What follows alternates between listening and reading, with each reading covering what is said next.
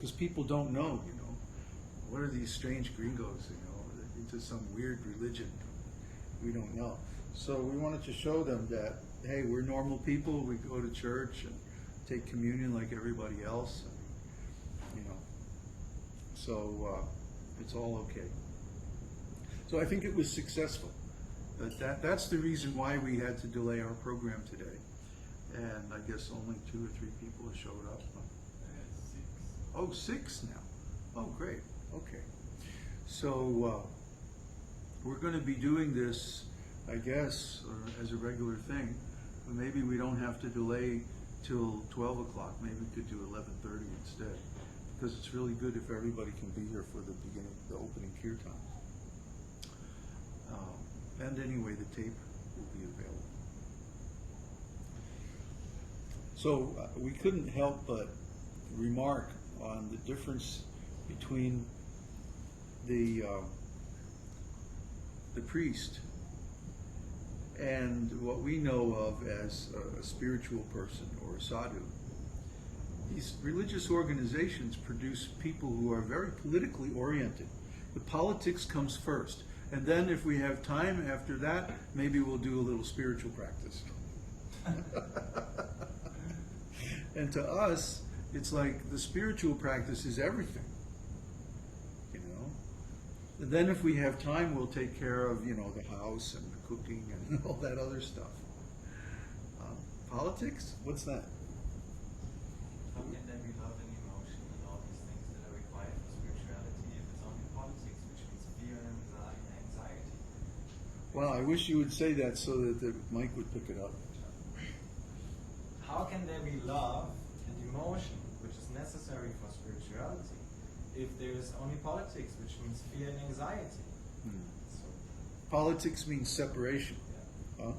Like the first thing this priest was trying to do was to categorize us. He was trying to find, where am I going to pigeonhole these guys? He did? Yeah. He did say Hindus? Yeah. When he was talking to the congregation, when we were standing at the back, he said that they're philanthropists and they have they're Hindus and stuff. Oh, we're Hindus. So we're Hindus. But I corrected. From India. It comes from India. Mhm. I specifically pointed out we are not following the Hindu religion. Good. And then she freaked out. And then, what do you do? I don't understand. Yeah, because anything that's unknown is considered a threat. That's the way people are, because they don't have much knowledge. What did he say? The culture here is very poor in education. And it's true, we've seen it. I mean, in Mexico in general, for example, there's very little music education in the schools. And as a result of that, people in Mexico have a hard time carrying a tune. If you ask them to sing something, they will be like all over the place. They won't really be able to follow the melody. And this is a cultural problem because of the lack of music education in the schools. That's all. In U.S., every student, at least when I was going to school, had some experience of choral singing. And of course, this is very good for building confidence and following a tune and stuff like that.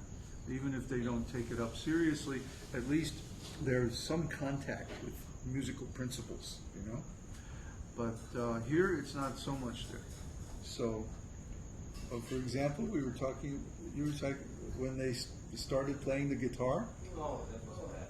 Yeah, the guitar was all out of tune, and it was like, it was hard for the singers to follow the guitar, and it was a mess.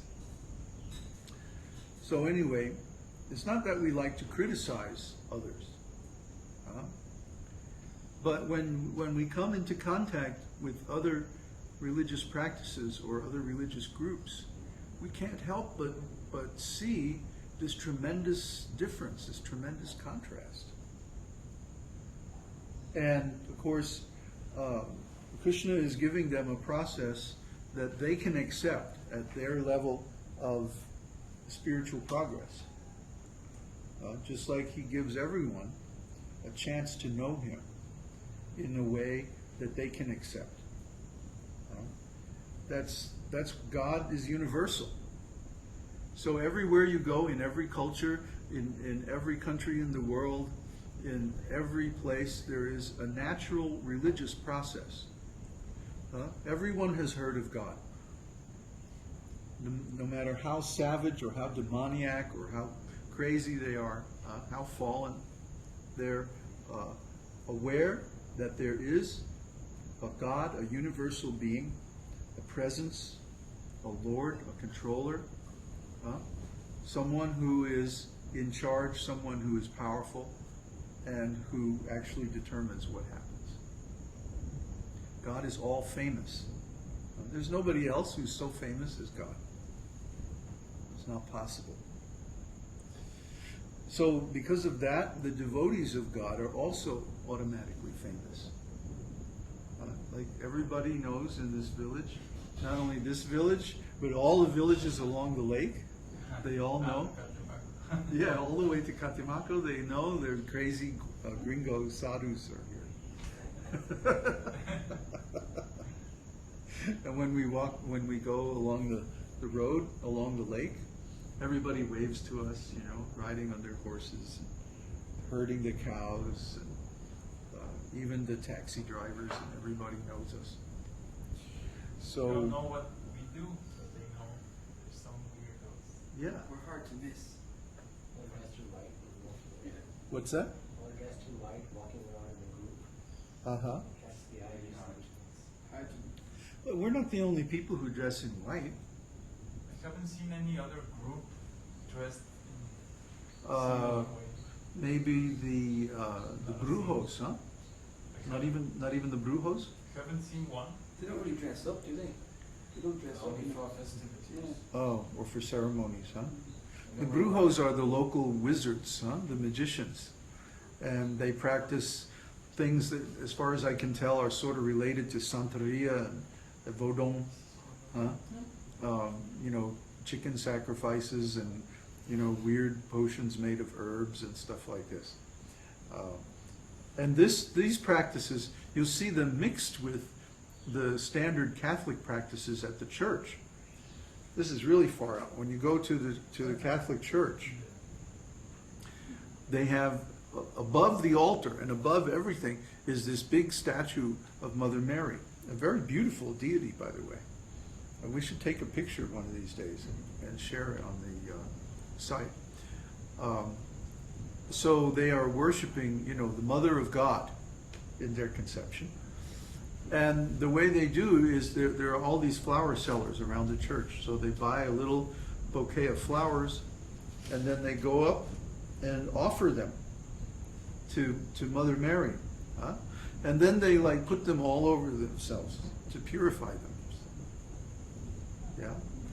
Yeah, so this is very nice because it's really devotional service. They're actually offering the flowers just like we offer arti or incense like that.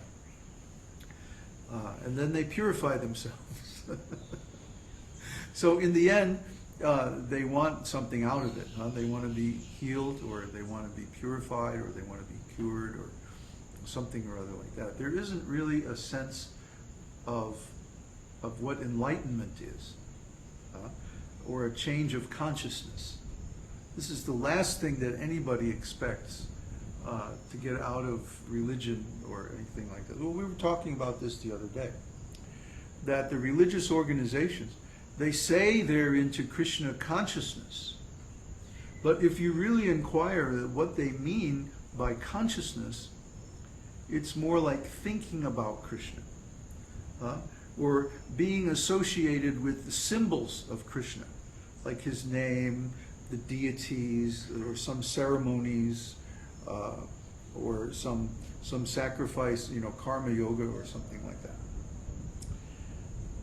In other words, what they've done is they've actually changed the meaning of the word consciousness to mean thinking about or being associated with something that is a symbol of Krishna. Now, the symbols of Krishna, like Krishna's name, his form, the different scriptures about him, and so on, are not material. But still, there's a difference between a symbol and the thing itself. There's a difference between filling up our mind with all these symbols of Krishna and direct Krishna consciousness, or consciousness of Krishna. And we've been talking about this in the darshans over the last few days.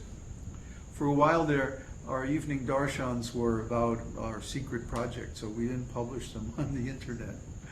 But now we're talking about philosophy again. So the last couple of days we published them. And the topic really has, we've wandered around through different topics, but really the sort of theme